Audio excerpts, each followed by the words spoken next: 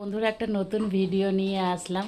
দেখো তোমাদের দাদাভাই আজকে রবিবার, শুধু নামেই রবিবার, বাট বেরোতে হবে, তাই তো?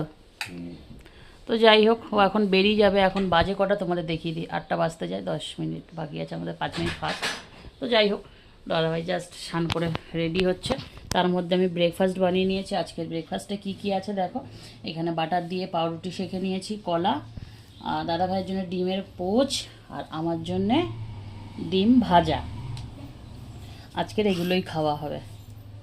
তো যাই হোক, এখন দাদাভাই রেডি হয়ে আসুক, তারপরে রচা বানাবো।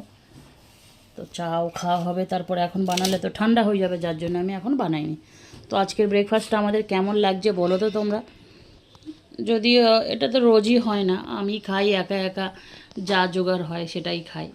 বেশিরভাগ রুটি আর মানে টোস্ট করে নিই বাটার দিয়ে, আর ডিম কোনো সময় ভেজে নিই, বাস এই।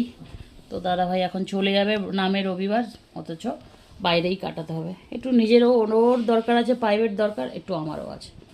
আমারও একটা কাজে বের যাচ্ছে, ওটা আমার কাজ বলাটা ভুল, ওটা আমাদের বাড়ির সবারই কাজ। তো কেমন লাগলো অবশ্যই জানাবে।